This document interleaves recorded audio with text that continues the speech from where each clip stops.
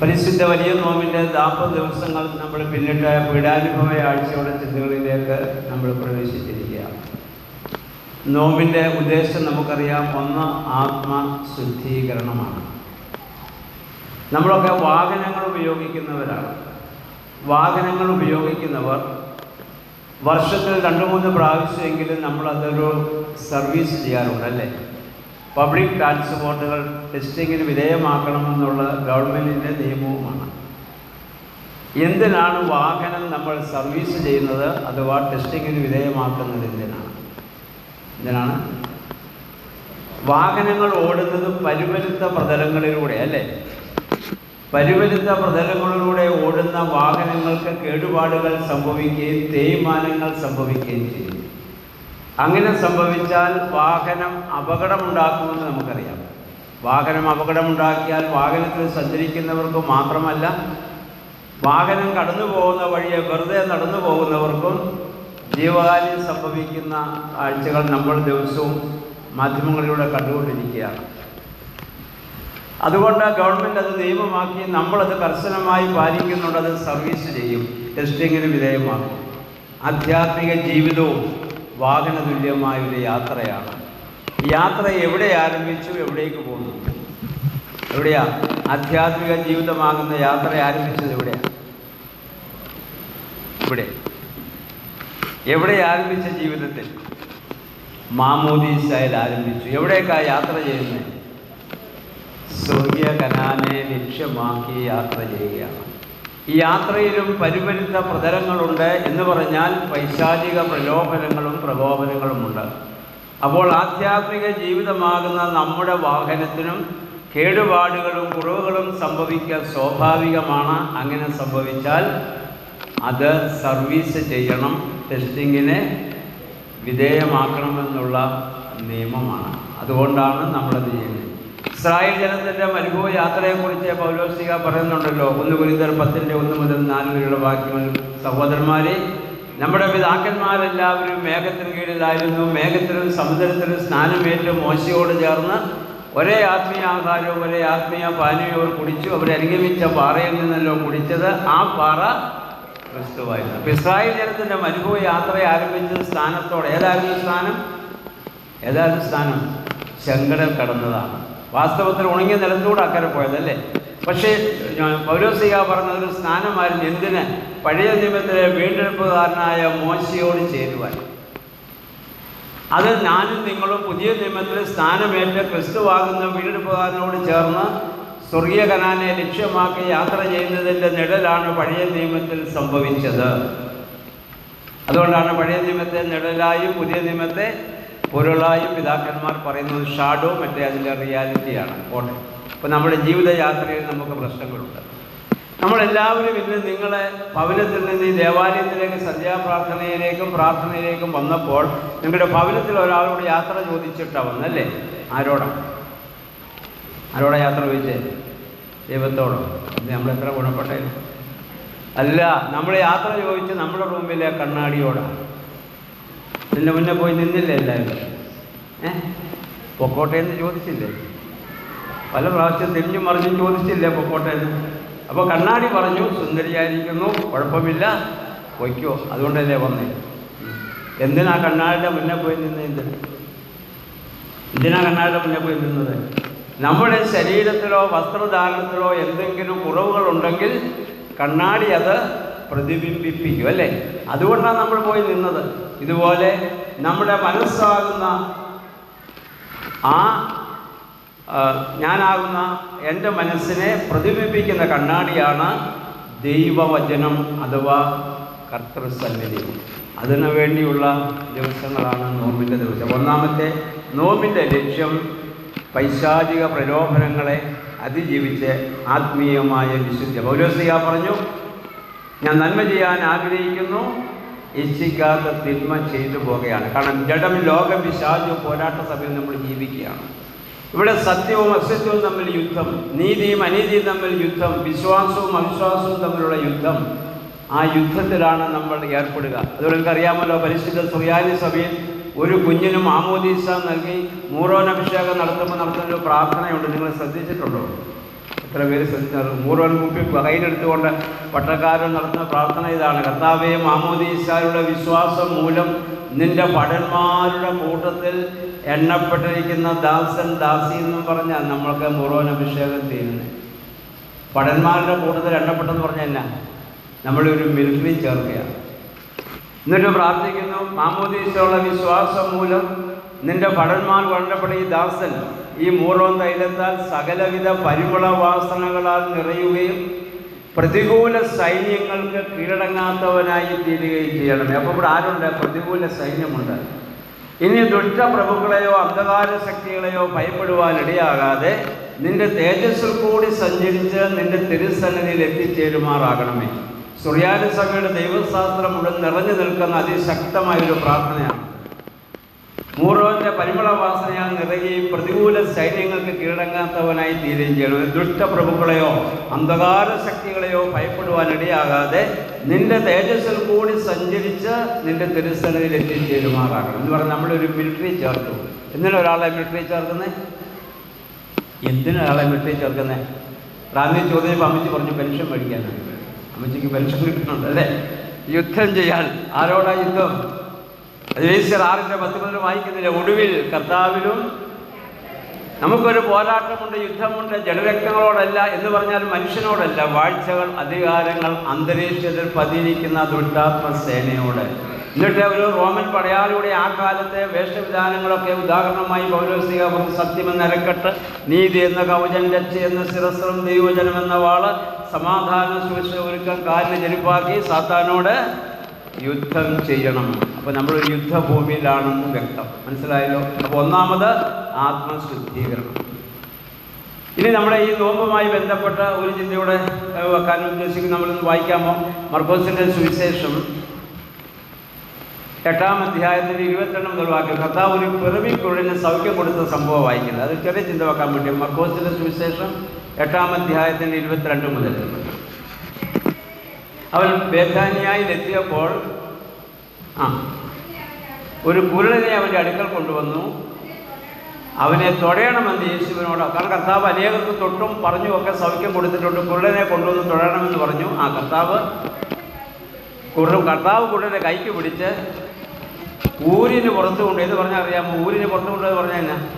ഗ്രാമത്തിന് പുറത്ത് കൊണ്ടുപോയി. ഊരെന്നുള്ള അല്ലേ നമുക്കറിയാം, ഗ്രാമം എന്നുള്ള അർത്ഥമാണ്. ഗ്രാമത്തിന് പുറത്ത് കൊണ്ടുപോയി അവൻ്റെ കണ്ണി തുപ്പി. നീ വല്ലതും കാണുന്നുണ്ടോ എന്ന് ചോദിച്ചു. അവൻ മേപ്പോട്ട് നോക്കി, ഞാൻ മനുഷ്യരെ കാണുന്നു, അവർ നടക്കുന്നതൊക്കെ മരങ്ങൾ പോലെ എത്രയെന്ന് പറഞ്ഞു. പിന്നെ അവൻ വീണ്ടും അവൻ്റെ കണ്ണിന്മേൽ കൈവച്ചാറെ അവൻ സൗഖ്യം പ്രാപിച്ചു. മിഴിച്ചു നോക്കി എല്ലാം വട്ടമായി കണ്ടു. കുരുടനെ സൗഖ്യം കൊണ്ടുവന്നാണ്. ഒരു പിറവിക്കുരുടനാണ്. കർത്താവ് കൈക്ക് പിടിച്ച് പുറത്ത് കൊണ്ടുപോയി അവൻ്റെ കണ്ണി തുപ്പി. നമ്മുടെ കൈക്ക് പിടിച്ച് പുറത്ത് കൊണ്ടുപോയി ആരെയും നമ്മുടെ കണ്ണി തുപ്പിയാൽ നമ്മൾ എന്താ പറയും? എന്താ പറയാൻ പോകുന്നതും ചെയ്യാൻ പോകുന്നതും മനസ്സിൽ പറഞ്ഞു കഴിഞ്ഞല്ലേ? ഇന്നലെ കർത്താവിൻ്റെ കണ്ണി തുപ്പിയത്. അതിനെപ്പറ്റി വ്യാഖ്യാനം കേട്ടില്ല. അക്കാലത്ത് നാച്ചുറൽ ട്രീറ്റ്മെൻറ്റിൻ്റെ ഭാഗമായിരുന്നു തുപ്പൽ ആൽക്കലിയാണല്ലോ, അത് മെഡിക്കേറ്റഡാണ്. നമ്മുടെയൊക്കെ ചെറുപ്പകാലത്ത് കൺകുരു വരുമ്പോൾ നാക്കടിയിലെ ചില തുപ്പൽ തൊട്ടി കണ്ടിട്ടുണ്ടല്ലേ? അത് കൺകുരു മാറിയിട്ടുണ്ടല്ലേ? അതിൻ്റെ ഭാഗമായിരുന്നു കർത്താവിനെ കണ്ണി തൊട്ടു. അവന് തുപ്പൽ അവൻ്റെ കണ്ണി തൊട്ടി. നീ വല്ലതും കാണുന്നുണ്ടോ? അവൻ പറഞ്ഞു, ഞാൻ കാണുന്നുണ്ട്. ഇപ്പോൾ മനുഷ്യരെ കാണാം. എങ്ങനെയാണ് മനുഷ്യരെ കാണുന്നത്? മരങ്ങൾ പോലെ. എന്താ മരം പോലെ കാണുക എന്ന് പറഞ്ഞ അർത്ഥം? ഇലയും പൂവും തടിയും ഒക്കെ ആയിട്ട് മനുഷ്യർ പോകുന്നത് കണ്ടെന്നാണോ? അല്ല. നിങ്ങൾക്ക് സ്ത്രീകൾക്കറിയാം, നിങ്ങൾ ചില ദിവസം പലഹാരങ്ങളൊക്കെ ഉണ്ടാക്കുമ്പോഴേ വെള്ളയപ്പവും പാലും പോകണം, നിങ്ങൾ പറഞ്ഞിട്ടില്ല ഇന്നത്തെ ഈ അപ്പം മരം പോലില്ല, അതിനകത്ത് ഇലയും പൂവും തടിയും കണ്ടിട്ടാണോ പറഞ്ഞത്? എന്താ മരം പോലെ കണ്ടെന്ന് പറഞ്ഞ അർത്ഥം എന്നാ? മായമില്ലാത്ത, മനസ്സിലായില്ലേ? എന്ന് പറഞ്ഞാൽ ദയവില്ലാത്ത, കാരുണ്യമില്ലാത്ത, സഹതാപമില്ലാത്ത, മനുഷ്യൻ്റെ വേദനകളെ തിരിച്ചറിയാൻ സാധിക്കാത്ത ഭാഗികമായ കാഴ്ച മാത്രമേ അവന് കിട്ടിയുള്ളൂ. അതാണ് അവൻ പറഞ്ഞാൽ മനുഷ്യനെ കാണുന്നു, മരം പോലെ കാണുക. അപ്പോൾ രണ്ടാമത് കർത്താവ് എന്ത് ചെയ്തു? അവനെ ഒന്നുകൂടെ തൊട്ടു. ഇപ്പം എങ്ങനെയുണ്ട്? അവൻ പറഞ്ഞു, ഞാൻ സ്പഷ്ടമായി കാണാം. പ്രിയമുള്ളവരെ, നോമ്പിൻ്റെയും ഉപവാസത്തിൻ്റെയും പ്രാർത്ഥനയുടെയും ആത്യന്തിക ലക്ഷ്യം ഈ രണ്ടാമത്തെ തൊഴിൽ കിട്ടാനാണ്. രണ്ടാമത്തെ സ്പർശനം കിട്ടും. ഒന്നാമത്തെ സ്പർശനം നമുക്ക് കിട്ടിയവരാ എപ്പോഴും മാമോദീസായി നമ്മൾ കർത്താവിനെ തൊട്ടു, കർത്താവ് നമ്മളെ തൊട്ടു. ആ തൊഴിലും കൊണ്ട് കാണുന്ന മനുഷ്യരെയൊക്കെ മരമായി കണ്ട് ഇങ്ങനെ അങ്ങ് പോവാം. ആരെക്കുറിച്ച് എന്തും പറയാം, എന്തും എഴുതാം, അല്ലേ? എന്തു വേണേലും പ്രവർത്തിക്കാം.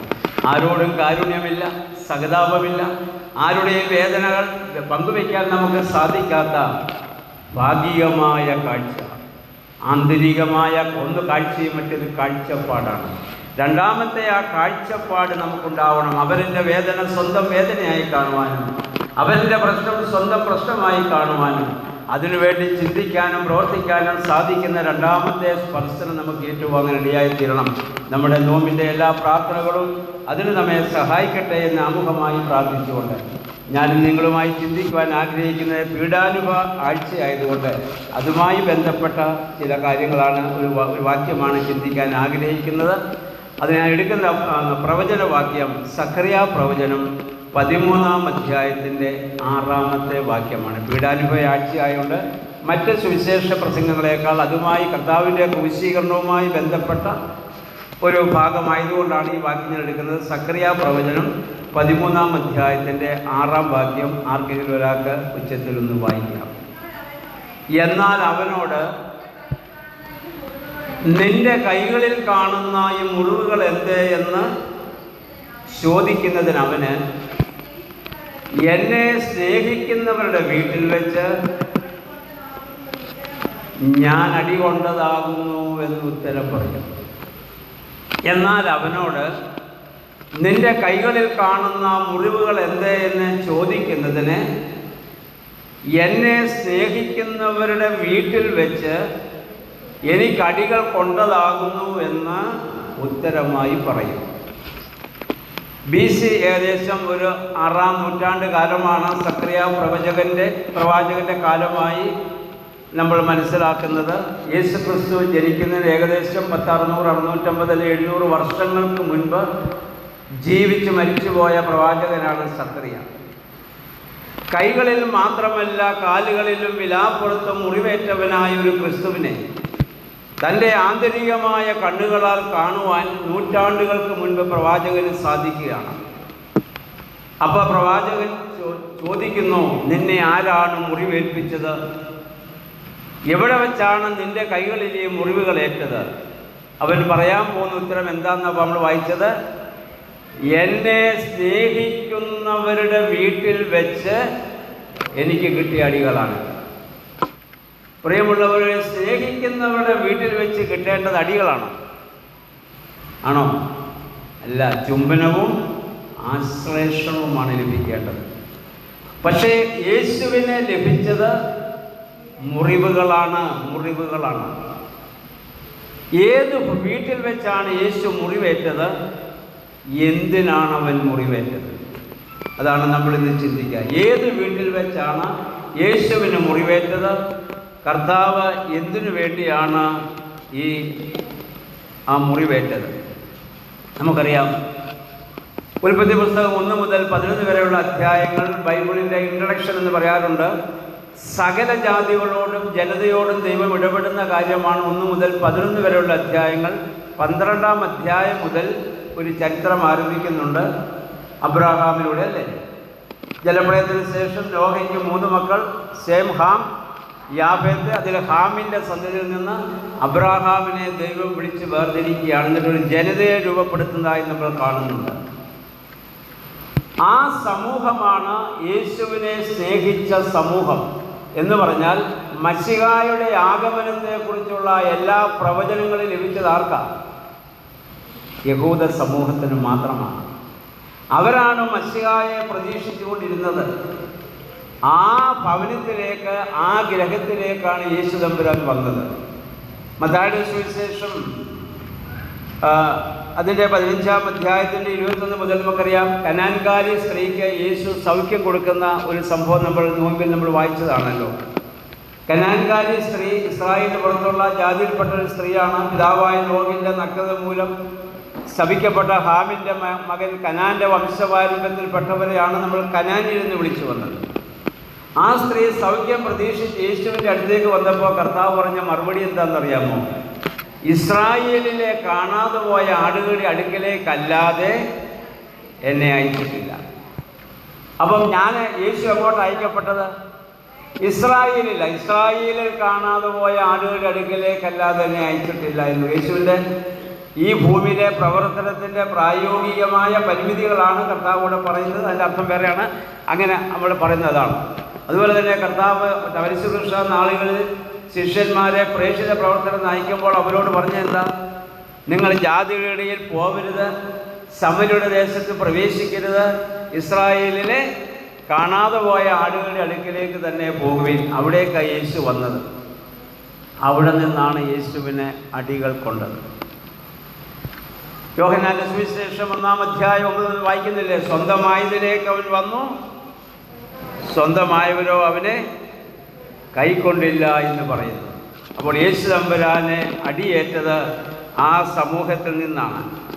പ്രവാചക ഭാഷയിൽ പറഞ്ഞാൽ ഇസ്രായേൽ ആരാണ്? യഹോവയ്ക്ക് വിവാഹം നിശ്ചയിക്കപ്പെട്ട കന്യകയാണ്. യിരെമ്യാ പ്രവചനം 2-ാം അധ്യായത്തിൽ 1-2 വാക്യം വളരെ വേഗം വായിക്കുക. യിരെമ്യാ പ്രവചനം 2-ാം അധ്യായത്തിൽ 1-2 വാക്യം. യഹോവയ്ക്ക് വിവാഹം നിശ്ചയിക്കപ്പെട്ട കന്യകയാണത്. യിരെമ്യാ 2-1-2 വാക്യം.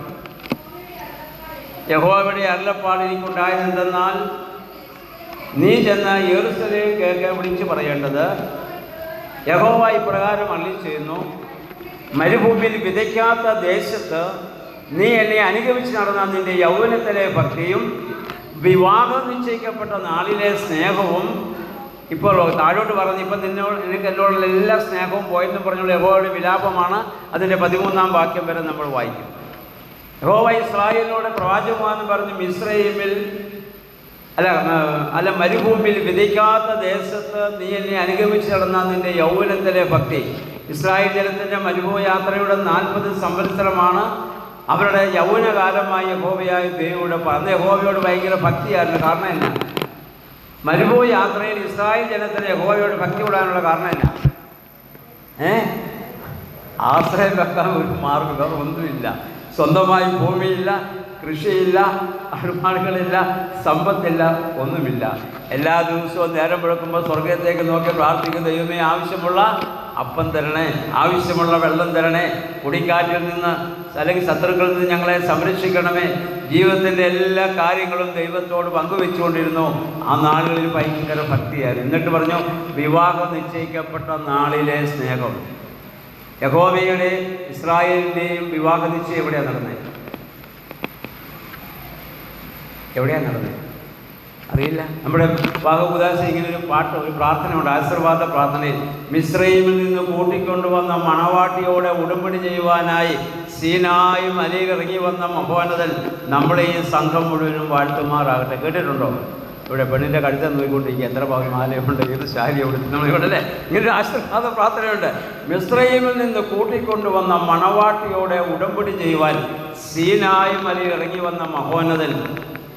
യഹോവയും ഇസ്രായേലുമായുള്ള വിവാഹ ഉടമ്പടിയായിരുന്നു സീനായി ഉടമ്പടി. മോശയ്ക്ക് 10 കൽപ്പന കൊടുത്തില്ലേ? അതായിരുന്നു വിവാഹ ഉടമ്പടി. എന്ന് പറഞ്ഞാൽ മോതിരവാഴ്വിൻ്റെ ശുശ്രൂഷ അവിടെ നടന്നു. എന്നിട്ട് അവൾ പറഞ്ഞു, ഈ കൽപ്പന പാലിച്ചാൽ ഞാൻ നിൻ്റെ ദൈവം, നീ എൻ്റെ ജനം. ഇത് ലംഘിച്ചാൽ ഞാനും നീയുമായുള്ള ബന്ധം പോകും. ആ വിവാഹം നിശ്ചയിക്കപ്പെട്ട പെണ്ണ് കിരീടവാഴ്വ് നടക്കുന്നതിന് മുമ്പ് വേറൊന്നിലൂടെ അങ്ങ് ഇറങ്ങിപ്പോയി, ഒളിച്ചോടി. അതുകൂടെ ആ പെണ്ണിറങ്ങിപ്പോയി. സുറിയാനി സുഹൈൽ അങ്ങനെ അറിയത്തില്ലേ? അതാണ് പ്രവാചകന്മാർ വിരമിച്ച ഇസ്രായേൽ കന്യക പരസംഗം ചെയ്തു. ബാലിൻ്റെയും എക്രോൻ്റെയും മറ്റു ദൈവങ്ങളുടെ പിന്നാലെ പോയി. ഇപ്പോൾ യഹോവയായ ദൈവം മറ്റൊരു പെണ്ണിനെ കണ്ടുപിടിച്ചു. ആ പെണ്ണേതാ? നമ്മളെ വിളിച്ചൊരു ബിരിയാണി തന്നിരുന്നെങ്കിൽ നമ്മൾ ഓർത്തേനെ. യഹോവയായ ദൈവം 2ാമത് കണ്ടുപിടിച്ച പെണ്ണേതാ? അതായിരിക്കുന്നു ഞാനും നിങ്ങളും പുതിയ നിയമസഭ. നമുക്ക് വിവാഹം നിശ്ചയിച്ചു. അത് നമുക്ക് മോതിര വാഴ്വിൻ്റെ ശുശ്രൂഷ കഴിഞ്ഞ് നമ്മൾ പാടുന്നില്ലേ? എന്നെ മാമോദീസായിൽ ആത്മീയായുധമാണിയേച്ചാൻ വിരലിന്മേൽ മെയ്രക്തങ്ങൾ മോതിരമായൻ പേർക്കേകി. മാമോദീസ 2 കാര്യങ്ങൾ. സാധാരണയോട് യുദ്ധം ചെയ്യുമ്പോൾ ദൈവത്തിൻ്റെ സർവായുധം നമ്മൾ ആദ്യം ഞാൻ പറഞ്ഞല്ലോ, ഭടന്മാരുടെ കൂടുതൽ എണ്ണപ്പെട്ടത് ഞാൻ പറഞ്ഞില്ലേ. 2 വിരലിന്മേൽ മെയ് രക്തങ്ങൾ മോതിരമായിട്ട് എൻപേർ കേൾക്കും. കർത്താവിൻ്റെ ശരീരരക്തമാണ് നമുക്ക് നൽകിയ മോതിരം വിട്ട് നമ്മളെ നിർത്തിയിരിക്കുക. ഇനി നടക്കാനുള്ളത് എന്താ? കിരീടവാഴ്വ്. അതാണ് ഒന്നിച്ച് താമസിക്കാനുള്ള ആഗ്രഹം. മോതിരം വിട്ട പെണ്ണിൻ്റെ ഓർമ്മയൊക്കെ എങ്ങോട്ടാണ്? കല്യാണ സ്ഥലത്ത് മണവാളിൻ്റെ വീടല്ലേ. അതിനാ കർത്താവ് ബുദ്ധിയുള്ള കന്യകമാരുടെ ഉപമ പറഞ്ഞറിയാമോ? കർത്താവ് പറഞ്ഞില്ലേ, ബുദ്ധിയുള്ള കന്യകമാരുടെ ഉപമ. വിളക്കിലെണ്ണയുമായി നോക്കി നിൽക്കുകയാണ് മണവാളൻ വരാൻ, അവൻ്റെ കൂടെ പാർക്കുവാൻ. അപ്പം വിവാഹ നിയമോ പഴയ നിയമ പെണ്ണിനെ കളഞ്ഞ് പുതിയ നിയമത്തിൽ മറ്റൊരു മണവാട്ടിയെ കർത്താവ് കണ്ടെത്തിയതാണ് നമ്മൾ. പോട്ടെ, ഞാൻ പറഞ്ഞു വരാം. അപ്പോൾ ഇനി നമ്മൾ പറഞ്ഞു വരുന്നത് ഇസ്രായേൽ ജനമാണ് യേശുവിനെ സ്നേഹിച്ച, യേശു സ്നേഹിച്ച ഗ്രഹം അവിടെ വെച്ച് അവൻ അടികൊണ്ടത്. ഇനി എന്തിനാണ് യേശു അടികൊണ്ടത്? എന്തിനാണ് യേശു അടികൊണ്ടത്? പറ. വളരെ പരിമിതമായ സമയമുള്ളൂ. എന്തിനാണ് അടികൊണ്ടത്? നഷ്ടപ്പെട്ടു പോയ മനുഷ്യവർഗത്തെ വീണ്ടും ദൈവം നമുക്ക് നൽകിയ സ്വരൂപവും സാദൃശ്യവും അല്ലേ. നമുക്ക് ബൈബിൾ ദൈവം മനുഷ്യനെ എങ്ങനെ സൃഷ്ടിച്ചെന്നാ? ഈ ഇമേജ് ആൻഡ് ലൈക്ക്നെസ്, സ്വരൂപവും സാദൃശ്യവും സൃഷ്ടിച്ചെന്ന് പറഞ്ഞ അർത്ഥം എന്നാ? ദൈവത്തെ പോലെ മനുഷ്യനെ എഴുതുന്നത്. അപ്പോൾ ദൈവത്തെ കണ്ട ആരെ പോലെ ഇരിക്കും? മനുഷ്യനെ കണ്ടാൽ ആരെ പോലെ ഇരിക്കും? അപ്പം എനിക്കൊരു സംശയം, ദൈവത്തിൻ്റെ രൂപം ഏതാ? ഇംഗ്ലീഷുകാരൻ്റെ ആണോ, ആഫ്രിക്കൻ്റെ ആണോ, ചൈനക്കാരൻ്റെ ആണോ, ജപ്പാൻകാരൻ്റെ ആണോ, ഇന്ത്യക്കാരൻ്റെ ആണോ? ആകെ പ്രശ്നമല്ലേ. അപ്പോൾ ദൈവം സ്ത്രീയാണോ പുരുഷനാണോ? എല്ലാം വ്യത്യാസമല്ലേ? സ്ത്രീ പുരുഷനല്ല. നമ്മൾ ഈ സ്വരൂപം സാദൃശ്യം പറഞ്ഞാൽ നമുക്ക് പെട്ടെന്ന് വരുന്ന രൂപത്തെക്കുറിച്ചല്ലേ. ദൈവത്തിൻ്റെ രൂപമുണ്ടോ? ദൈവത്തിൻ്റെ രൂപമുണ്ടോ? ദൈവത്തിൻ്റെ രൂപമില്ല. രൂപമുണ്ടെങ്കിൽ പരിമിതിയാണ്. ഇപ്പോൾ കൊളമട അച്ഛനൊരു രൂപമുണ്ട്, ഇത്രയും സ്ഥലത്ത് മാത്രമേ ഉള്ളൂ. അത് പരിമിതിയാണ്. ദൈവത്തെക്കുറിച്ച് നമ്മളെന്നാ God is omniscient, omnipresent, omnipotent. ദൈവം സർവജ്ഞാനിയും സർവവ്യാപിയും സർവശക്തനുമാണ്. പ്രപഞ്ചം മുഴുവൻ നിറഞ്ഞു നിൽക്കുന്ന ചൈതന്യമാണ് ദൈവം. ദൈവത്തിന് രൂപമില്ല. എന്നാൽ ദൈവം മനുഷ്യരക്ഷയ്ക്ക് വേണ്ടി മനുഷ്യരൂപം സ്വീകരിച്ചതാണ് ജീസസ് ക്രൈസ്റ്റ്. മനസ്സിലായോ?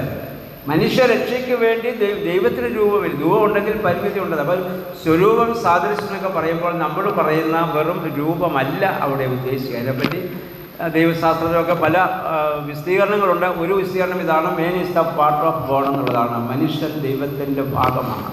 അതാണ് സകല ചരാചരങ്ങളും ഉണ്ടാവട്ടെ എന്നുള്ള കൽപ്പനയാൽ ദൈവം സൃഷ്ടിച്ചില്ലേ. മനുഷ്യനെ സൃഷ്ടിച്ചപ്പോൾ മണ്ണുകൊണ്ട് മെനഞ്ഞുണ്ടാക്കി അവൻ്റെ മൂക്കിൽ ഉണ്ടാവട്ടെ എന്ന് പറഞ്ഞപ്പോൾ അവയ്ക്കൊക്കെ ജീവൻ വന്നല്ലേ. പക്ഷേ മനുഷ്യനെ സൃഷ്ടിച്ചപ്പോൾ അന്ന് പറഞ്ഞാൽ ദൈവികമായ അംശത്തെ ദൈവം മനുഷ്യനിലേക്ക് പകർന്നു. ഇതാ മനുഷ്യൻ്റെ ആത്മാവ് എന്ന് പറയുന്നത് അല്ലേ.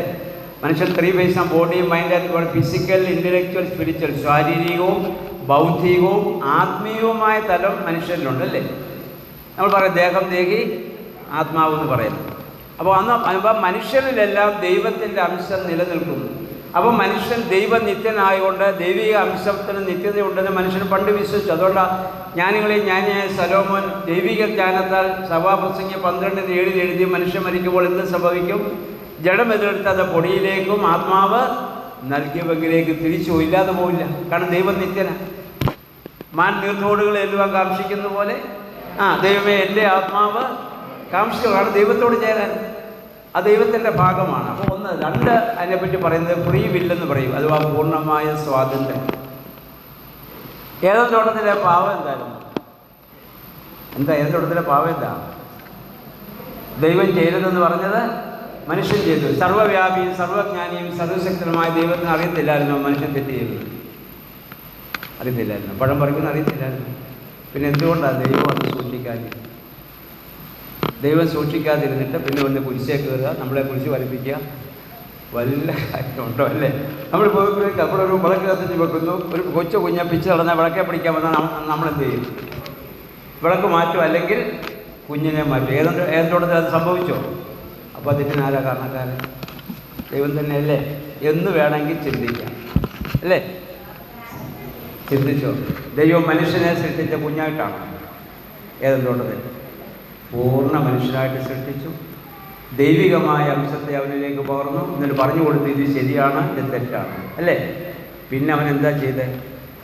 അവൻ്റെ അറിവോടും സമ്മതത്തോടും കൂടി തന്നെയാണ് തെറ്റിയത്. അതുകൊണ്ടാണ് what was the sin of Eden എന്നതിന് കൊടുത്തിരിക്കുന്ന ഒരു വിശദീകരണം ഇതാണ്: the misuse of freedom was the sin of Eden. സ്വാതന്ത്ര്യത്തിൻ്റെ ദുർവിനിയോഗം. പ്രിയമുള്ളവരെ, നമ്മൾ ഇന്ന് ചെയ്യുന്ന എല്ലാ പാപങ്ങളും അറിഞ്ഞു നമ്മുടെ സ്വാതന്ത്ര്യത്തിൻ്റെ ദുർവിനിയോഗം. ചെയ്യാനും ചെയ്യാതിരിക്കാനുള്ള സ്വാതന്ത്ര്യമുണ്ട്. ഇത് ദൈവം മനുഷ്യനും മാത്രം കൊടുത്ത സ്വാതന്ത്ര്യം ഒരു ജീവജാലങ്ങൾക്കുമില്ല. വിശ്വസിക്കാനും അവിശ്വസിക്കുവാനുമുള്ള സ്വാതന്ത്ര്യമുണ്ട്. ഉൾക്കൊള്ളാനും പുറന്തള്ളാനുമുള്ള സ്വാതന്ത്ര്യമുണ്ട്.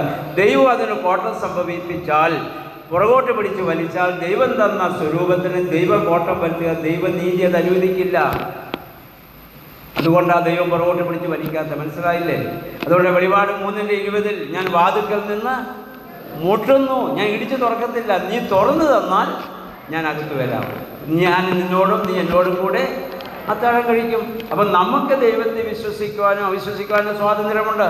ഉൾക്കൊള്ളാനും പുറന്തള്ളാനും സ്വാതന്ത്ര്യമുണ്ട്. നന്മ ചെയ്യാനും തിന്മ ചെയ്യാനുമുള്ള സ്വാതന്ത്ര്യമുണ്ട്. അതാണ് സ്വരൂപ സാദൃശ്യം. ഹൈന്ദവ ചിന്തയിൽ ഇങ്ങനെ ഒരു ചിന്തയുണ്ട്, ഞാൻ ഒരിക്കലും വായിച്ചു ഓർക്കുന്നു.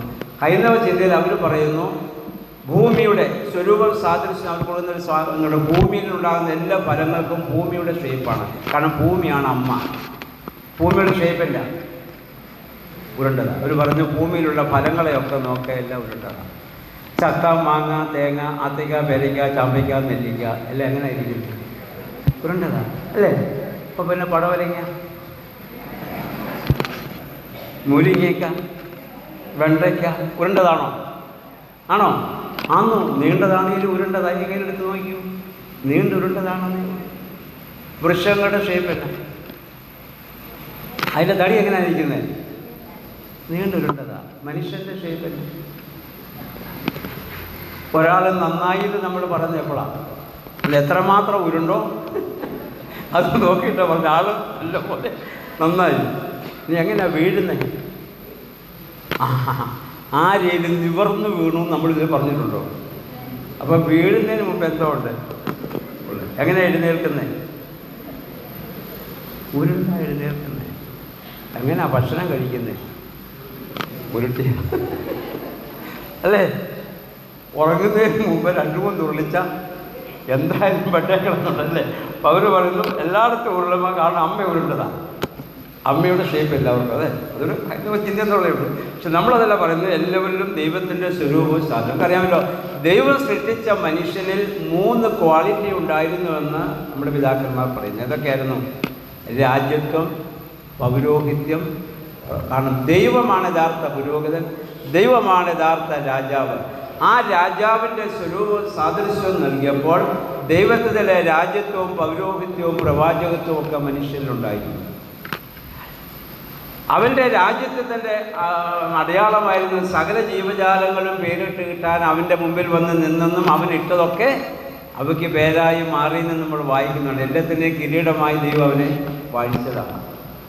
2, അവൻ്റെ പൗരോഹിത്യത്തിൻ്റെ ലക്ഷണം എന്തായിരുന്നു? അവൻ സദാസമയം ദൈവത്തെ കാണാൻ ആഗ്രഹിച്ചുകൊണ്ടിരുന്നു. ദൈവ സാമീപ്യം അവൻ പ്രതീക്ഷിച്ചുകൊണ്ടിരുന്നു. ദൈവത്തെ ആരാധിക്കാൻ അവൻ തത്രപ്പെട്ടു. അവൻ്റെ പ്രവാചകത്വം സ്ത്രീയെ കണ്ടപ്പോഴും പറഞ്ഞല്ലേ, this at last is my bone of my bone, അല്ലേ? ഇതെൻ്റെ അസ്ഥിയാണ്. അവൻ പ്രവചിച്ചു. എല്ലാം ഉണ്ടായിരുന്നു. പക്ഷെ പാപം ചെയ്തപ്പോൾ എന്തോ സംഭവിച്ചു? ഇതെല്ലാം 3 പോയി. 3 നഷ്ടപ്പെട്ടപ്പോൾ കർത്താവ് വന്നത് ഇത് 3 തിരിച്ചു തരാനാണ്. അപ്പോൾ യേശു ക്രിസ്തുവിൻ്റെ ശരീരത്തിൽ ഇത് 3 ഉണ്ടായിരുന്നു.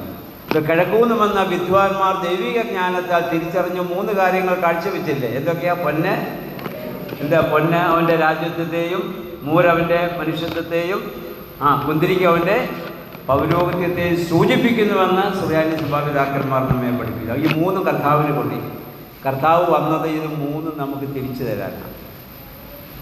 ഇതെവിടാ? നമുക്ക് ഈ 3 നമുക്ക് തിരിച്ച് ലഭിക്കുന്ന എവിടാ? മാമോദീസായിൽ ക്രിസ്തുവിനോട് ചേരുമ്പോൾ രാജ്യത്വവും പൗരോഹിത്യവും പ്രവാചകത്വവും നമുക്ക് തിരിച്ച് ലഭിക്കുകയാണ്. മനസ്സിലായോ? 1 പത്രോസ് 2:9 പത്രോസിയ പറഞ്ഞത്, നിങ്ങളോ അന്ധകാരത്തിൽ നിന്ന് അത്ഭുത പ്രകാശത്തിലേക്ക് നിങ്ങളെ വിളിച്ചവൻ്റെ സദ്ഗുണങ്ങളെ ഘോഷിപ്പാൻ തക്കവണ്ണം തിരഞ്ഞെടുത്ത രാജകീയ പുരോഹിത വർഗമെന്ന് പറഞ്ഞ അതുകൊണ്ട് തന്നെയാണ്. നിങ്ങൾക്കറിയാമല്ലോ, തീക്കട്ട കരിക്കട്ടയായ അവസ്ഥയിലേക്ക് പോയി. തീക്കട്ട കരിക്കട്ടയായാൽ കരിക്കട്ടയെ പിന്നെ തീക്കട്ടയാക്കണമെങ്കിൽ എന്ത് ചെയ്യണം? വെള്ളത്തിൽ കഴിയാൻ മതിയോ? എന്ത് ചെയ്യണം? ഒരഗ്നിയോട് ചേർത്ത് വെക്കണം. അതിന് സ്വർഗത്തിൽ നിന്നൊരു അഗ്നി ഭൂമിയിലേക്ക് ഇറങ്ങി വന്നു. അതാണ് കർത്താവായ യേശു ക്രിസ്തു. മനസ്സിലായില്ലേ? അത് നമ്മൾ പാടുന്നില്ലേ? നിർമ്മലസു നുവിനയച്ചോനാം ആതാതൻ സ്തുത്യൻ ശുദ്ധൻ നിർമ്മലമാ ഉദരത്തിങ്കൽ താൻ ഇറങ്ങി വസിച്ചു എന്തിന്? അവനോട് തുല്യർ നാമാവാൻ നമ്മെ പോലെ അവനായി നമ്മെ തന്നെ വിശുദ്ധരാക്കി റൂഹായോട് ബന്ധിച്ചിടാൻ. അവനോട് തുല്യർ നാമാവാൻ നമ്മെ പോലെ അവനായി എന്നുള്ളതാണ്. പ്രിയമുള്ളവരെ, കർത്താവിൻ്റെ മനുഷ്യാവതാരത്തിൻ്റെ ലക്ഷ്യം എന്തെന്നുള്ളത് ഈ കഴിഞ്ഞ ഓശാന ഞായറാഴ്ച വായിച്ച സുവിശേഷ ഭാഗങ്ങൾ വായിച്ചു. കർത്താവ് വാഹനമേറുവാൻ തിരഞ്ഞെടുത്തത് ഏതിനെയാണ്? കഴുതക്കുട്ടിയാണ്. അത് കെട്ടപ്പെട്ട കഴുതക്കുട്ടിയാണ്. സാധാരണ രാജാക്കന്മാർ വാഹനമേറുവാൻ തിരഞ്ഞെടുക്കുന്നത് കുതിരകളെയാണ്. ശക്തിയുടെ പ്രതീകം അതാണ്. ആഠ്യത്വത്തിൻ്റെ അല്ലേ ഒക്കെ അംഗീകാരത്തിൻ്റെ പ്രതീകമായിട്ടുള്ളത് കഴുത അശുദ്ധ മൃഗങ്ങളിൽപ്പെട്ടതാണ്. കർത്താവ് വാഹനമേറുവാൻ എന്തുകൊണ്ട് കഴുതയെ സ്വീകരിച്ചു? പുറപ്പാട് പുസ്തകം 13-ാം അധ്യായം 13-ാം വാക്യം വായിക്കണം. നിങ്ങൾ ഈ വാക്യം ഒരിക്കലും മറന്നു പോകല്ലേ. പുറപ്പാട് പുസ്തകം 13:13. യേശുവിൻ്റെ രക്ഷാകരമായ പ്രവർത്തനങ്ങളുടെ ഒക്കെ സൂചന അവിടെ കൊടുത്തിട്ടുണ്ട്. വായിക്കാമോ? പുറപ്പാട് 13:13.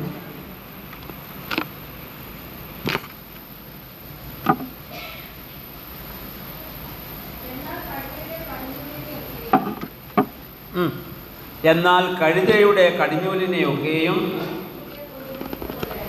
ആട്ടിൻകുട്ടിയെ കൊണ്ട് വീണ്ടുകൊള്ളണം. അതിനെ വീണ്ടുകൊള്ളുന്നില്ല എങ്കിൽ കഴുത്തൊടിച്ച് അതിനെ കൊന്നുകളയും. കഴുതയുടെ കടിഞ്ഞൂലിനെ ആട്ടിൻകുട്ടിയെ കൊണ്ട് വീണ്ടുകൊള്ളണം. അങ്ങനെ വീണ്ടുകൊള്ളുന്നില്ലെങ്കിൽ അതിൻ്റെ കഴുത്ത് ഒടിച്ച് അതിനെ കൊന്നുകളയണം.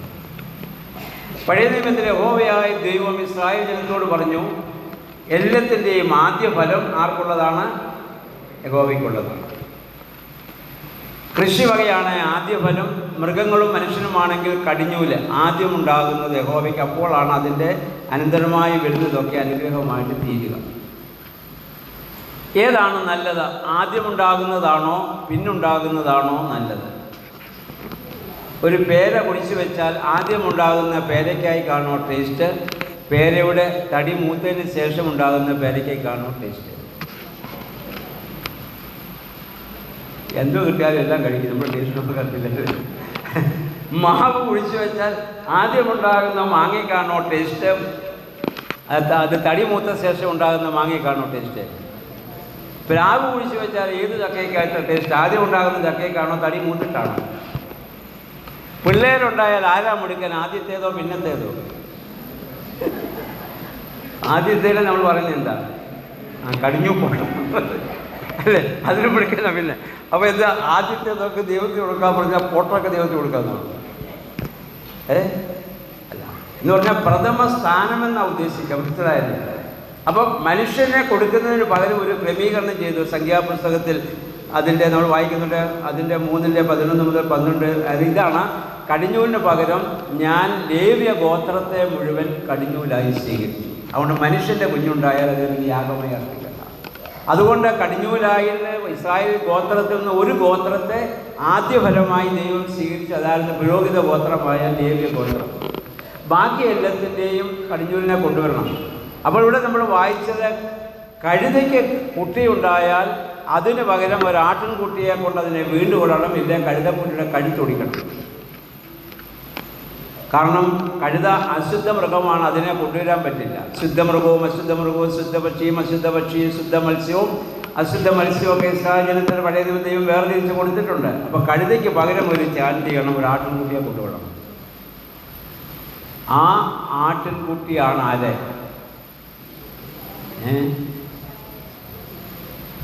ആരാ ആട്ടിൻകുട്ടി? കർത്താവായ ഇവിടെ എന്താ നമ്മൾ വായിച്ച കെട്ടപ്പെട്ട കഴുത, അതിനുടമസ്ഥനുണ്ട്. പാപത്താൽ ബന്ധനസ്ഥനായ മനുഷ്യൻ, ആദാമ്യ പാപനിമിത്തം ദൈവസാമീപ്യം നഷ്ടപ്പെട്ട് പിശാചിന് അടിമയായി തീർന്ന, പിശാചിൻ്റെ അധീശത്തിൽ പോയ മനുഷ്യവർഗത്തെയാണ് കെട്ടപ്പെട്ട കഴുത സൂചിപ്പിക്കുന്നത്. യേശു പറഞ്ഞു, നിങ്ങൾ ചെല്ലണം, കഴുതക്കുട്ടിയെ കെട്ടിയിരിക്കുന്നത് കാണും, നിങ്ങൾ അതിനെ അഴിക്കണം. അപ്പോൾ അതിൻ്റെ ഉടമസ്ഥൻ പറയും, എന്തിനാണ് എൻ്റെ കഴുതയെ അഴിക്കുന്നത്? അതിന് ഉടമസ്ഥനുണ്ട് പിശാച്.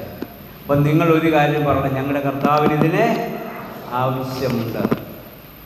പ്രിയമുള്ളവരെ, ഞാനും നിങ്ങളും പാപം ചെയ്ത് കഴുതയ്ക്ക് സമമായി ദൈവത്തിന് മാറ്റപ്പെട്ടപ്പോൾ നമ്മുടെ കഴുത്തൊടിക്കപ്പെടാതിരിക്കേണ്ടതിന് ഒരു കുഞ്ഞാട് യാഗമായി തീരേണ്ടി വന്നു. അതിനെ പിതാവായ ദൈവം സ്വർഗത്തിനയച്ച കുഞ്ഞാടാണ് അത് യേശു. അതുകൊണ്ടാണ് സ്നാപക യോഹന്നാൻ യേശു നടന്നു പോകുന്നത് കണ്ടപ്പോൾ വിളിച്ചു പറഞ്ഞ യോഹന്നാൻ്റെ സുവിശേഷം 1:29, ലോകത്തിൻ്റെ പാപത്തെ വഹിക്കുന്ന ദൈവത്തിൻ്റെ കുഞ്ഞാടെന്ന് വിളിച്ചു പറഞ്ഞത് അതുകൊണ്ടാണ്. ഇനി യേശുദാസത്തിന് മുമ്പായിട്ട് അതുപോലെ തന്നെ മറ്റ് അനേക സൂചനകൾ യേശുവിൻ്റെ ഈ പീഡാനുഭവവുമായി ബന്ധപ്പെട്ട് പഴയ നിയമത്തിലുണ്ട്. മറ്റൊന്ന് ആയിരുന്നു ഇസഹാക്കിൻ്റെ ബലി. ഉൽപ്പത്തി പുസ്തകം 22-ാം അധ്യായത്തിൻ്റെ 1 മുതൽ 19 വരെയുള്ള വാക്യങ്ങൾ വായിക്കേണ്ട നമുക്ക് സംഭവം അറിയാമല്ലോ. ഇസഹാക്കും യേശുക്രിസ്തുവിൻ്റെ പഴയ നിയമത്തിലെ നിഴലായിട്ടാണ് ഇസഹാക്കിനെ കാണുക. രണ്ടുപേരുടെയും ജനനം അത്ഭുതമാണ്. യേശുവിൻ്റെ ജനനവും ഇസഹാക്കിൻ്റെ ജനനവും അത്ഭുതമാണ്. അബ്രഹാമിന് 99 വയസ്സും സാറായിക്കുന്നല്ലേ 96 വയസ്സുമായപ്പോൾ വാർദ്ധക്യത്തിൽ ജനിച്ച മകനാണ് ആര്? ഇസഹാക്ക്. യേശുവിൻ്റെ ജനനവും അത്ഭുതമാണ്.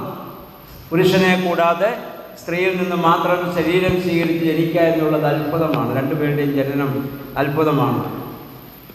ഭാരമേറിയ വിറക് കൊട്ടും തോളിലേന്തി മോറിയാമലയിലേക്ക് നടന്നു കയറുന്നവനായ ഇസഹാക്ക് ഭാരമേറിയ കുരിശും തോളിലേന്തി ഗോകുൽത്തായിലേക്ക് നടന്നു കയറിയ യേശുവിൻ്റെ നിഴലാണ്. ഇസഹാക്കിനെ തോളിൽ വിറകുകെട്ടുമായി താഴ്വരയിൽ ചെന്നിട്ട് അബ്രഹാം ഇസഹാക്കിനെ തന്നെയാണ് മലമുകളിൽ കൊണ്ടുപോയത്. കൂടെ വന്ന് ആരെയും കൊണ്ടുപോയില്ല. നമ്മുടെ കർത്താവും ശിഷ്യന്മാരെ മാറ്റി നിർത്തിയിട്ട് ഗെത്സമനായി ഒറ്റയ്ക്ക് പോയി പ്രാർത്ഥിച്ചു. ഇസഹാക്ക് ആഗ്രഹിച്ചിട്ടുണ്ട്, ദൈവമേ ഈ യാഗത്തിൽ നിന്ന് രക്ഷപ്പെട്ടതെങ്കിൽ. നമ്മുടെ കർത്താവും ആഗ്രഹിച്ചു, പിതാവേ കഴിയുമെങ്കിൽ പാനപാത്രം നീങ്ങണം. പക്ഷേ ഇസഹാക്ക് കുതറി ഓടിയില്ല. യേശു കുരിശൊഴിവാക്കിയില്ല. എങ്കിലും പിതാവേ എൻ്റെ ഇഷ്ടമല്ല അവിടുത്തെ ഇഷ്ടം എന്നിൽ നിറവേറട്ടെ. ഇസഹാക്കിന് പകരം ഒരു കുഞ്ഞാട് അവിടെ യാഗമായി തീർന്നു. ആ കുഞ്ഞാട് ഒരു മരത്തിൽ കുരുങ്ങിക്കിടന്നു. ആ കുഞ്ഞാട് ക്രിസ്തുവും ആ കുരുങ്ങിക്കിടന്ന മരം കർത്താവിൻ്റെ കുരിശുമാണെന്ന് നമ്മൾ പുസ്തകവാനും പാടുന്നു. കുരിശിപ്പാനായി സുതനെ സഖിയോൻ നാട്ടിമരത്തെ കുഞ്ഞാടതിനെ ജനിപ്പിച്ചൊരു മരം. എവിടെ പുത്രൻ കൈകളിലാണിതറയ്ക്കപ്പെട്ടു ഇസഹാക്കിൻ്റെ. അപ്പം ഇസഹാക്കിൻ്റെ യാഗം യേശുവിൻ്റെ കാൽവറി യാഗത്തിൻ്റെ നിഴൽ. അതുപോലാണ് ഹോറേബിൽ തകർക്കപ്പെട്ട പാറ. പുറപ്പാട് പുസ്തകം 17-ാം അധ്യായത്തിൻ്റെ 5 മുതൽ 7 വരെയുള്ള വാക്യങ്ങൾ വായിക്കുമ്പോൾ യഹോവയായ ദൈവം മോശയോട് പറയുന്നു, നീ ഹോറേബിൽ പാറയുടെ അടുത്ത് നിൽക്കണം വടിയുമായി. ഞാൻ പറയുമ്പോൾ നീ പാറയെ അടിക്കണം. ആ പാറയടിച്ചു, വെള്ളം പൊട്ടി പുറപ്പെട്ടു. ഇതെന്തിൻ്റെ നിഴലായിരുന്നു?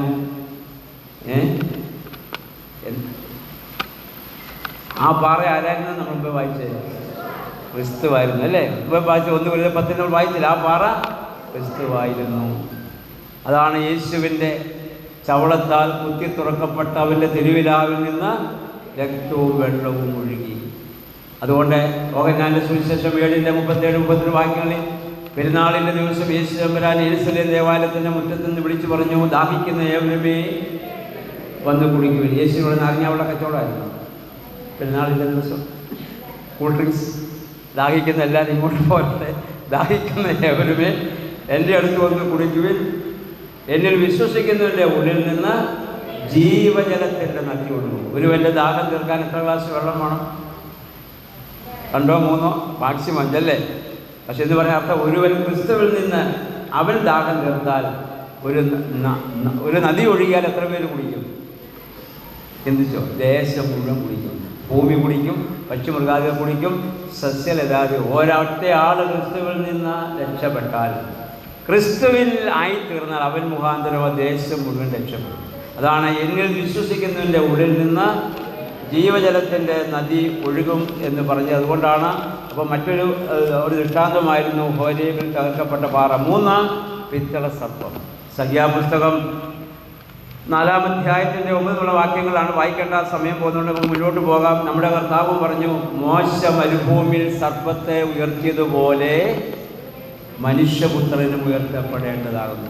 യേശുവിൻ്റെ ക്രൂശീകരണവുമായതിൻ്റെ നിഴലായിട്ടാണ് പഴയ നിയമത്തിൽ മോശ മരുഭൂമിയിൽ സർപ്പത്തെ ഉയർത്തിയതെന്ന് യേശു തമ്പുരാൻ തന്നെ പറയുകയാണ്.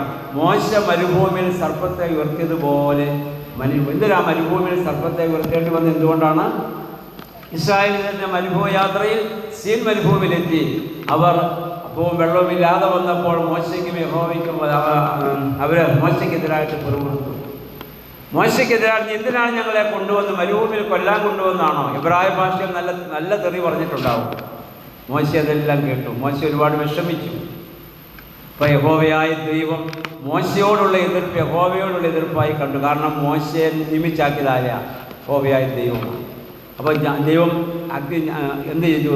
ജനത്തിൻ്റെ മേൽ അഗ്നിസർപ്പത്തെ അയച്ചു. അഗ്നിസർപ്പം ജനത്തെ കടിച്ചു, ജനം മരിച്ചു വീണു. അപ്പം ജനം മോശയുടെ അടുത്ത് വന്ന് പ്രാർത്ഥിച്ചു. മുമ്പ് ചീത്ത പറഞ്ഞിട്ട് പോയവരാ. മോശയോട് വന്ന് പറഞ്ഞു, നീ ഞങ്ങൾക്ക് വേണ്ടി പ്രാർത്ഥിക്കണം. ഞങ്ങളെ അച്ഛന്മാരെ ചീത്ത പറഞ്ഞിട്ട് നിങ്ങൾക്ക് വേദന വരുമ്പോൾ ഞങ്ങളുടെ അടുത്ത് വന്ന് പ്രാർത്ഥിക്കണമെന്ന് പറഞ്ഞാൽ ഇപ്പോഴത്തെ അച്ഛന്മാരെന്താ പറയും? എന്താ പറയാൻ? എന്നെ പറഞ്ഞപ്പോൾ ഓർക്കണമായിരുന്നു, അനുഭവിക്കണമെന്ന് പറയല്ലേ. എന്നെ പറഞ്ഞപ്പോൾ ഉറക്കമായിരുന്നു, നീ കൈവയ്ക്കാൻ പറഞ്ഞേക്കും. പക്ഷെ മോശ അത് പറഞ്ഞോ? ഇല്ല. നമ്മൾ വായിക്കുന്നു, മോശ കണ്ണുനീരോടെ ജനത്തിന് വേണ്ടി പ്രാർത്ഥിച്ചു. യഹോവയായ ദൈവം ഒരു പരിഹാരം കൊടുത്ത് എന്താ പറഞ്ഞേ? പാളയ മധ്യത്തിൽ പിത്തള സർപ്പത്തെ വെറുക്കുക. എന്തുകൊണ്ടാണ് പിത്തള സർപ്പത്തെ വെറുക്കാൻ പറഞ്ഞത്? കടിക്കുന്നത് അഗ്നിസർപ്പം. ദൈവത്തിൻ്റെ ഒറ്റ വാക്ക് പറഞ്ഞാൽ പോരായിരുന്നു, പാമ്പൊക്കെ നീങ്ങിപ്പോട്ടെ. മനസ്സ് നിരൂപിച്ചാൽ മതിയായിരുന്നല്ലോ. അല്ല, നാളെ മുതൽ അഗ്നിസർപ്പം ജനത്തെ കടിക്കണ്ടെന്ന് ദൈവം മനസ്സിൽ നിരൂപിക്കുകയോ പറയുകയോ ചെയ്തിരുന്ന കടിക്കുമായിരുന്നു. ദൈവം എന്തുകൊണ്ടാണ് അഗ്നിസർപ്പത്തെ നീക്കിക്കളയാതെ പിത്തള സർപ്പത്തെ കുറിച്ചത്? എന്തുകൊണ്ടാണ്? അഗ്നിസർപ്പം കടിച്ചുകൊണ്ടിരിക്കും. പിത്തള സർപ്പത്തെ വിശ്വാസത്തോടെ നോക്കുന്നവൻ രക്ഷ പ്രാപിക്കും. നോക്കാനും നോക്കാതിരിക്കാനുള്ള അവകാശം ആരുടേതാണ്? കടി കൊള്ളുന്നവന്. മുമ്പ് ഞാൻ പറഞ്ഞ പ്രീവിൽ ഓർത്തോണം. മനസ്സിലായോ? ഉൾക്കൊള്ളാനും പുറന്തള്ളാനും വിശ്വസിക്കാനും അവിശ്വസിക്കാനുള്ള സ്വാതന്ത്ര്യം സ്വരൂപസം പറഞ്ഞില്ലേ? അതാ കാര്യം. ദൈവം അഗ്നിസർപ്പത്തെ നീക്കിക്കളഞ്ഞില്ല. അഗ്നിസർപ്പത്തെ നിലനിർത്തിക്കൊണ്ട് പിത്തള സർപ്പത്തെ ഉയർത്തി കാണിച്ചു. വിശ്വാസത്തോടെ നോക്കുന്നവൻ രക്ഷപ്പെടും, നോക്കാത്തവനെ. പ്രിയമുള്ളവർ, നമ്മൾ മനുഷ്യൻ ചിന്തിച്ചിട്ടുണ്ട്, ദൈവം നോക്കിയത് ഈ പിശാചിനെയൊക്കെ അങ്ങ് ഓടിച്ച് കളയത്തില്ലേ? ഈ പിശാചിനെ ദൈവം നിർത്തിക്കുന്നതിനാ അല്ലേ? നമ്മൾ പലരും ചോദ്യമാണ്. ദൈവം രണ്ടും നിലനിർത്തുകയാണ്. നമ്മുടെ സ്വാതന്ത്ര്യമാണ് നോക്കാനും നോക്കാതിരിക്കാനുമുള്ള അവകാശം. എന്തുകൊണ്ടാണ് ദൈവം ഇത് ചെയ്തതിൻ്റെ സൂചന എന്താണെന്നറിയുമോ? മനുഷ്യ ശരീരത്തിലാണ് പാപം ചെയ്തതെങ്കിൽ ദൈവം അതിന് പരിഹാരം കാണുന്നത് മനുഷ്യ ശരീരം ധരിച്ച് തന്നെയാണ്. ദൈവത്തിനൊരു വാക്ക് പറഞ്ഞാൽ മതിയായിരുന്നു, ആദാമി പാപം മുഴുവൻ അങ്ങ് നീങ്ങിപ്പോട്ടെ എന്ന് കർത്താവ് പറയാറുന്നല്ലേ? അങ്ങനെ പറഞ്ഞോ? ഇല്ല. അതുകൊണ്ടാണ് അങ്ങനെ ചെയ്യുന്നത്. മനുഷ്യ ശരീരത്തിലാണ് പാപം ചെയ്തതെങ്കിൽ ദൈവം അതിന് പരിഹാരം കാണുന്നത് അതേ മനുഷ്യ ശരീരം സ്വീകരിച്ചത്. അതാണ് ദൈവം പരിമിതപ്പെട്ട് മനുഷ്യ ശരീരം സ്വീകരിച്ചത്. പലരും നമ്മളോട് ചോദിക്കാറില്ലേ, നിങ്ങൾ എന്തിനാ ക്രൂശിനെ ആദരിക്കുന്നത്? തടിക്കുരിശ് നിങ്ങൾ എന്തിനു കഴുത്തി കെട്ടിക്കോ, അതിലെന്ത് നിങ്ങൾ ആദരിക്കുന്നു? പലരും ചോദിച്ചുകൊണ്ട്, യേശുവിനെ കത്തി കൊണ്ട് കുത്തിക്കൊന്നിരുന്നെങ്കിൽ ആ കത്തിയെ നിങ്ങൾ ആദരിക്കുമായിരുന്നു, അതിൻ്റെ രൂപം കഴുത്തെ കെട്ടിക്കോ നടക്കാമായിരുന്നു.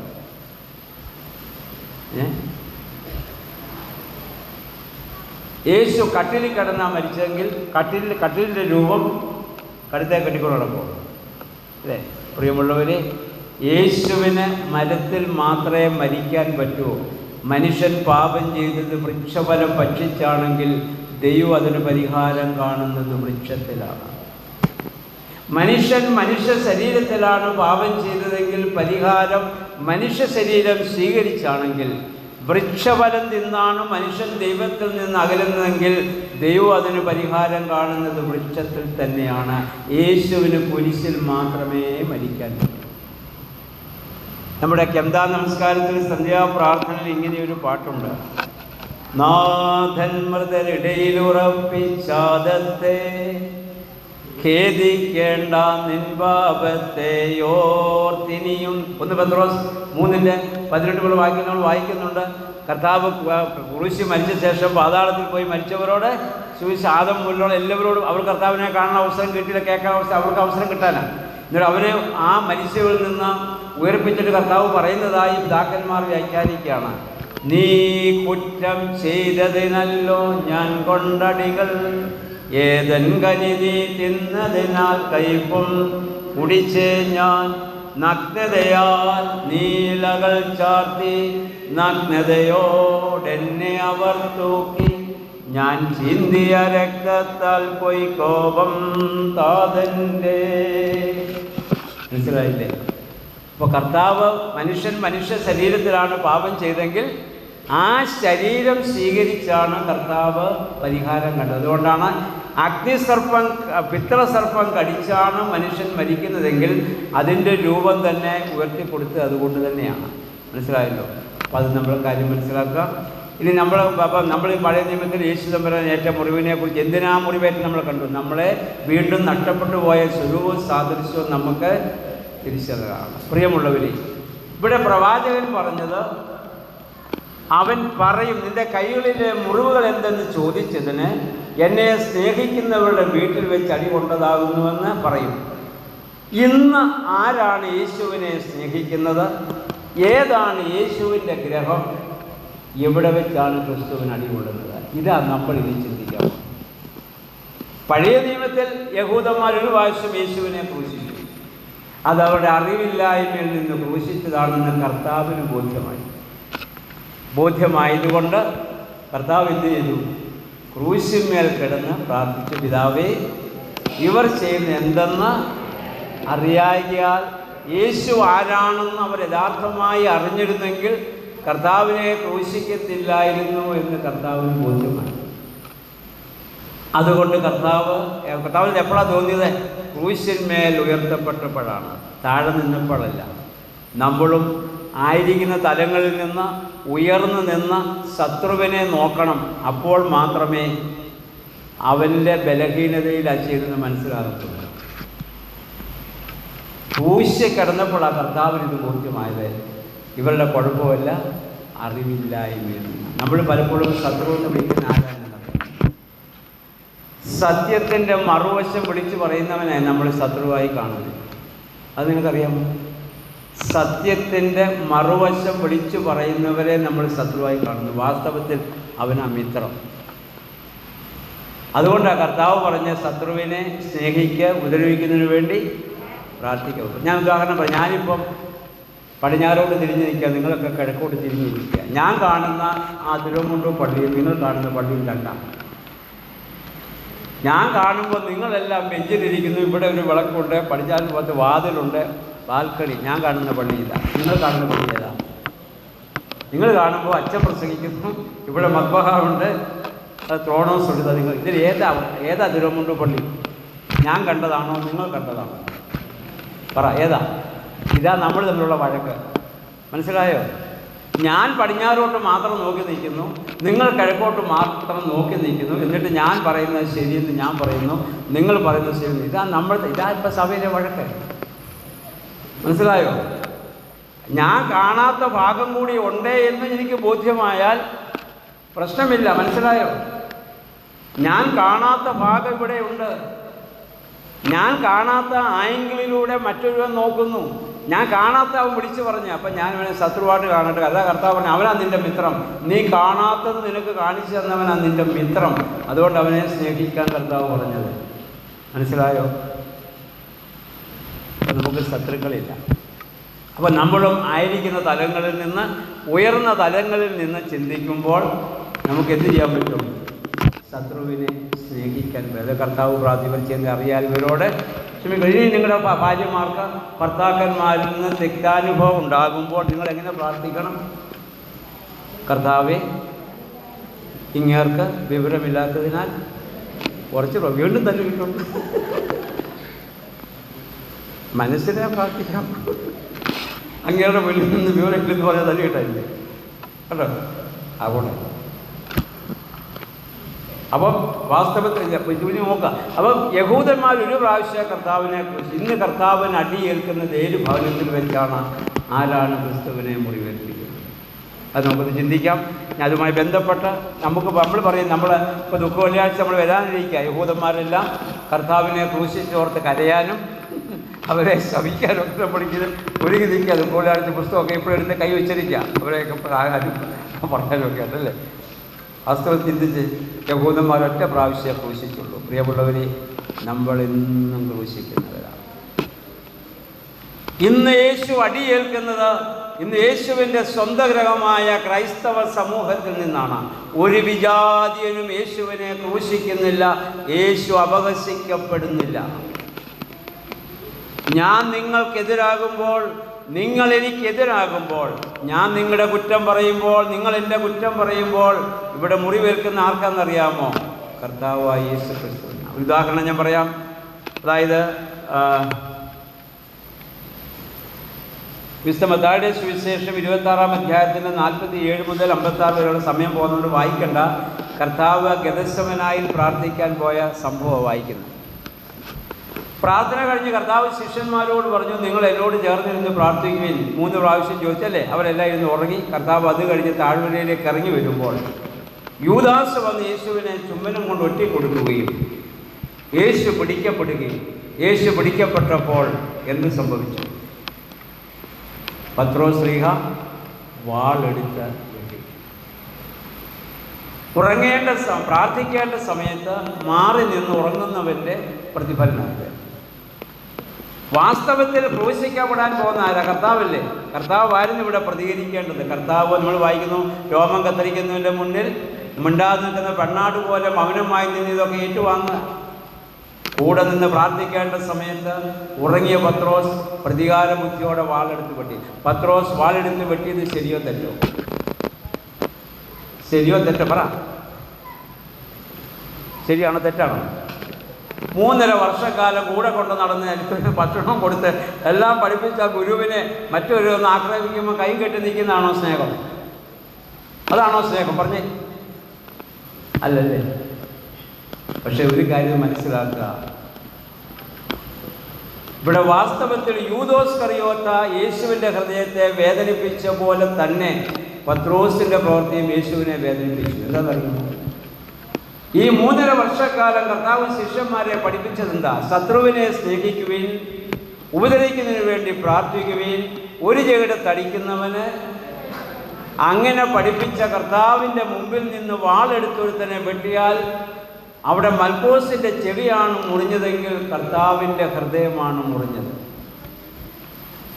കർത്താവ് പഠിപ്പിച്ചത് ഒറ്റ നിമിഷം കൊണ്ട് അവൻ മറന്നു. അതുകൊണ്ട് കർത്താവ് ദുഃഖത്തോടെ പറഞ്ഞു, കീപ് യുവർ സോൾ. വാൾ ഉറിയിലെടുക്കുക, വാളെടുക്കുന്നവരൊക്കെ വാളാൽ നശിക്കുമെന്ന് പറഞ്ഞു. പ്രിയമുള്ളവരെ, ഈ രീതിയിലാണ് നമ്മൾ കർത്താവിനെ മുറിവേൽപ്പിക്കുന്നത്. പത്രോസിൻ്റെ ന്യായീകരണമുണ്ട്. എൻ്റെ ഗുരുവിനെ പിടിക്കുമ്പോൾ കൈ കെട്ടി നിൽക്കുന്നതാണോ സ്നേഹം? ഞാൻ പ്രതികരിക്കണ്ടേ? പത്രോസിന് ന്യായീകരണമുണ്ട്. പക്ഷേ കർത്താവിന് ഇവിടെ മുറിവേറ്റു. എൻ്റെയും നിങ്ങളുടെയും പ്രതികരണം കർത്താവിനെ മുറിവേൽക്കും. ഞാൻ പറഞ്ഞു, ഞാൻ നിങ്ങൾക്കെതിരാകുമ്പോൾ, നിങ്ങൾ എനിക്കെതിരാകുമ്പോൾ മുറിവേൽക്കുന്നത് കർത്താവിന്. അപ്പോൾ നിങ്ങൾ ചോദിക്കും, അതെങ്ങനെ കർത്താവിന് ഉദാഹരണം പറയാം. നിങ്ങളിവിടെ നിന്ന് പള്ളി വന്നു, ഒരു കൊച്ചു കുഞ്ഞിനെ കൊണ്ടാണ് പള്ളി വന്നത്. കൊച്ചു കുഞ്ഞ് നിങ്ങളിവിടെ പള്ളി ഇരിക്കുമ്പോൾ മുറ്റത്തിറങ്ങി ഓടി, കുട്ടി വീണു, കുട്ടിയുടെ മുട്ട് പൊട്ടി, കുട്ടി കരഞ്ഞു. അതിന് വേദനിച്ച് കുട്ടി കരഞ്ഞല്ലേ? അത് കാണുന്ന അമ്മയ്ക്കും അപ്പനും ഇത് കരച്ചിലുണ്ടോ? കരച്ചിലുണ്ടാവും. അത് ഇതുവരെ നിങ്ങൾ ചിരിച്ചുകൊണ്ടിരിക്കുമോ? കരച്ചിലുണ്ടോ? പറഞ്ഞേ. എന്തിനാ കരഞ്ഞത്? നിങ്ങൾ ഓടിയില്ലല്ലോ, നിങ്ങൾ വീണില്ലല്ലോ, നിങ്ങളുടെ മുട്ട് പൊട്ടിയില്ലല്ലോ, പിന്നെ നിങ്ങൾ എന്തിനാ കരഞ്ഞേ? എന്തിനാ കരഞ്ഞേ? കുഞ്ഞും ഞാനുമായുള്ള ബന്ധം മനസ്സിലായോ? കുഞ്ഞിൻ്റെ മുട്ട പൊട്ടിയത് നമ്മുടെ ഹൃദയമാണ് പൊട്ടിയത്. കുഞ്ഞിന് ശാരീരിക വേദന, നമുക്ക് ആന്തരിക ഏത് വേദനയാണ് വലുത്? പറഞ്ഞു ഏത് വേദനയാണ് വലുത്? മാനസിക വേദനയാണ്. ഇതാണ് ക്രിസ്തു അനുഭവിക്കുന്ന വേദന. മനസ്സിലായോ?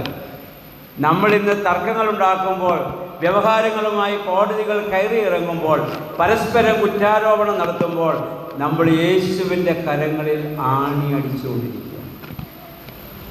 ഇത് നമ്മളൊന്ന് തിരിച്ചറിഞ്ഞാൽ ഈ സമുദായമല്ല, ലോകം മുഴുവൻ രക്ഷപ്പെടും. ഇന്ന് ഞാനതാ പറഞ്ഞു, ഒരു വിജാതീയനും ക്രിസ്തുവിനെ ക്രൂശിക്കുന്നില്ല, നമ്മളാണ്. അപ്പം അതുകൊണ്ട് നമ്മൾ വായിക്കുന്നുണ്ട്. പിന്നെ പത്രോസ്ലീഹ എന്ത് സംഭവിച്ചു നമ്മൾ വായിക്കുന്നുണ്ട്. അവൻ യേശുവിനെ, പിന്നെ പത്രോസ്ലീഹ യേശുവിനെ ദൂരവേ അനുഗമിച്ചു. പിന്നെ അവനെ തള്ളി പറയുന്നുണ്ട്, ഞാനവനെ കർത്താവ് വിളിച്ചത് ശിഷ്യന്മാരെ വിളിച്ച് തന്നോട് കൂടെ നടക്കാനും കൂടി ഇരിക്കാനൊക്കെ വിളിച്ചത്. ദൂരവേ അനുഗമിക്കുക എന്ന് പറഞ്ഞാൽ മനസ്സിലാവും, ഏറ്റവും സുഖമുള്ള കാര്യമാണ് ദൂരവേ അനുഗമിക്കുക, അല്ലേ? മാമോദീസ, കല്യാണം, ശവസംസ്കാരം, 3 കാര്യങ്ങൾ പള്ളിയിൽ നടത്തി കിട്ടുക, ഞായറാഴ്ച പള്ളിയിൽ പടിഞ്ഞാറത്തിന് പോവുക, കാര്യങ്ങളൊന്നും ഇടപെടാതിരിക്കുക, ദൂരവേയുള്ള അനുഗമനമാണ്. കൂടെ നിൽക്ക്, കർത്താവിനോട് ചേർന്ന് നിന്ന് ചാട്ടവാറിൻ്റെ അടിയുടെ അറ്റം ഏറ്റുവാങ്ങേണ്ടവനായിരുന്നു പത്രോസ്. പക്ഷെ അവന് സാധിക്കുന്നില്ല. പ്രാർത്ഥിക്കേണ്ട സമയത്ത് മാറിയിരുന്ന് തുടങ്ങിയതുകൊണ്ടാണ്. നമ്മൾ മനസ്സിലാക്കണം, ഇന്ന് മറ്റാരുമല്ല യേശുവിനെ മുറിയേൽപ്പിക്കുന്നത്, നമ്മളാണ്. അപ്പോൾ നമുക്കറിയാൻ പോലെ കർത്താവ് പത്രോസ് വാളുകൊണ്ട് വെട്ടി. നമ്മുടെ കയ്യിലൊരു വാളുണ്ട്. ആ വാളിനെ കുറിച്ച് യാക്കോബ് പറഞ്ഞിട്ടുണ്ടല്ല. നമ്മുടെ കയ്യിലുള്ള വാളേതാ? നാവാണ് വാളല്ലേ. ഞാൻ പലപ്പോഴും പണ്ടൊക്കെ ഞങ്ങളുടെയൊക്കെ ചെറുപ്പകാലത്ത് പനിയാ, ചുമയാ, നെഞ്ചുവേദനയാ, വയറ്റുവേദന എന്ന് പറഞ്ഞാൽ ഡോക്ടറൊക്കെ ചെല്ലുമ്പോൾ ഡോക്ടർ ആദ്യം പറഞ്ഞ് നാക്ക് നീട്ടാൻ പറയും. ഇപ്പോൾ ഡോക്ടർമാരൊന്നും പറയുന്നില്ല അല്ലേ? പണ്ടൊക്കെ ഏത് ഡോക്ടറൊക്കെ ചെന്നാലും ഡോക്ടർ പറയും നാക്ക് നീട്ടാൻ പറയും. ഇന്നലെ നാക്ക് നീട്ടാൻ പറയുന്നത് നാക്കേ വേദന ഉണ്ടെന്ന് നമ്മൾ പറഞ്ഞു ഇല്ല. കാരണം നാവ് കാണുമ്പോൾ ഡോക്ടറിനറിയാം ഇവനുള്ളിൽ എന്താ കുഴപ്പം. ഇപ്പോൾ ഓരോരുത്തരുടെ നാക്കിൽ വരുന്നത് കേൾക്കുമ്പോൾ നമുക്കറിയാം. സത്യല്ലേ? പറയുന്നത് കേൾക്കുമ്പോൾ നമുക്കറിയാം ഇതിൻ്റെ ഉള്ളിൽ എന്താ കുഴപ്പം. മനസ്സിലായില്ലേ? അപ്പോൾ ആ വാൾ കൊണ്ടുള്ള പരസ്പരം വെട്ടലങ്ങ് നിർത്തുക. എന്നിട്ട് ക്രിസ്തുവിൻ്റെ ക്രൂശിന് പങ്കുവഹിക്കേണ്ടത്. ഒരു ഭാഗം കൂടെ വായിച്ചിട്ട് വാക്കുകൾ ഞാൻ ഉപസംഹരിക്കാം. നമ്മൾ എങ്ങനെയാണ് ക്രിസ്തുവിനെ മുറിവേൽപ്പിക്കുന്നത്? എബ്രായ ലേഖനം 6-ാം അധ്യായത്തിൻ്റെ 4 മുതൽ 8 വരെയുള്ള വാക്യങ്ങൾ വായിക്കുക. എബ്രായ ലേഖനം 6-ാം അധ്യായത്തിൻ്റെ 4 മുതൽ 8 വരെ പൗലോസ് പറയുന്നു. ഒന്ന് വായിച്ച് വളരെ വേഗം, സമയം പോയി. ഒരിക്കൽ പ്രകാശനം ലഭിച്ചിട്ട് സ്വർഗീയദാനം ആസ്വദിക്കുകയും പരിശുദ്ധാത്മാവിനെ പ്രാപിക്കുകയും ദൈവത്തിൻ്റെ നല്ല വചനവും വരാനുള്ള ലോകത്തിൻ്റെ ശക്തിയും ആസ്വദിച്ചറിഞ്ഞവൻ പിന്മാറിപ്പോയാൽ തങ്ങൾക്ക് തന്നെ ദൈവപുത്രനെ വീണ്ടും ക്രൂശിക്കുന്നവരും അവന് ലോകോപവാദം വരുത്തുന്നവരുമാകിയാൽ അവരെ പിന്നെയും മാനസാന്തരത്തിലേക്ക് പുതുക്കാൻ കഴിവുള്ളതല്ല. ശ്രദ്ധിച്ച് കേട്ടോണ്ട് പൗലോസിക പറയാണ്, ആരാ ക്രിസ്തുവിനെ ക്രൂശിക്കുന്നെന്ന്. ഒരിക്കൽ പ്രകാശനം ലഭിച്ചിട്ട്, പ്രകാശത്തിൻ്റെ കൂദാശ എന്ന് പറയുന്നത് ഏതാണ്? പ്രകാശത്തിൻ്റെ കൂദാശ എന്ന് പറഞ്ഞ കൂദാശ 7 കൂദാശകളിലെ മാമോദീസ, അതാണ് പ്രകാശം. അത് അന്ധകാലത്തിന് അത്ഭുത പ്രകാശത്തിലേക്ക് വിളിച്ച് പത്രോസിക പറഞ്ഞില്ലേ? പ്രകാശത്തിൻ്റെ മാമോദീസ സ്വീകരിച്ച സഭയിൽ അംഗമായവൻ പിന്നെ സ്വർഗീയ ദാനം ആസ്വദിച്ച്. ഏതാ സ്വർഗീയ ദാനം? വിശുദ്ധ കുർബാന. സ്വർഗത്തിൽ നിന്ന് ഇറങ്ങി വന്ന ജീവൻ്റെ അപ്പം അല്ലേ വിശുദ്ധ കുർബാന. അപ്പം മാമോദീസ ഏറ്റവൻ, വിശുദ്ധ കുർബാന പ്രാപിച്ചവൻ, പിന്നെ പരിശുദ്ധാത്മാവിനെ പ്രാപിച്ചവൻ. മാമോദീസ മൂറണഭിഷേക പരിശുദ്ധാത്മാവിനെ പ്രാപിച്ചില്ലേ? പിന്നെ ദൈവത്തിൻ്റെ നല്ല വചനം ജനിച്ചപ്പോൾ മുതൽ കേൾക്കാൻ തുടങ്ങിയതാണ് ഈ നല്ല വചനം അല്ലേ? പറയാനും കേൾക്കാനും തുടങ്ങിയിട്ട് എത്ര വർഷമായി? ദൈവത്തിൻ്റെ നല്ല വചനം കേട്ടവൻ വരാനുള്ള ദൈവത്തിൻ്റെ ആസ്വദിച്ച് കർത്താവിൻ്റെ 2ാമത്തെ വരെയാണല്ലോ വിശ്വകുർബാന എല്ലാ ദിവസവും നമ്മൾ പ്രാർത്ഥിക്കുകയും ധ്യാനിക്കുകയും ചെയ്തു. പിന്നെ അങ്ങനെയുള്ളവൻ പിന്മാറിപ്പോയാൽ അവരാരാണ്? ദൈവപുത്രനെ വീണ്ടും ക്രൂശിക്കുന്നവരും.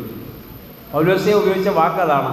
യേശുവിനെ വീണ്ടും ക്രൂശിക്കുന്നവരും അവന് ലോകോപവാദം വരുത്തുന്നവരുമാണ്.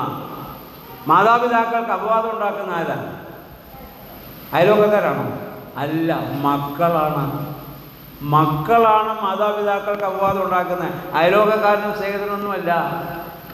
അവന് ലോകോപവാദം വരുത്തുന്നവരും ആകയാൽ അവരെ പിന്നെയും മാനസാന്തരത്തിലേക്ക് പുതുക്കാൻ കൊണ്ടുപോക്കത്തില്ല.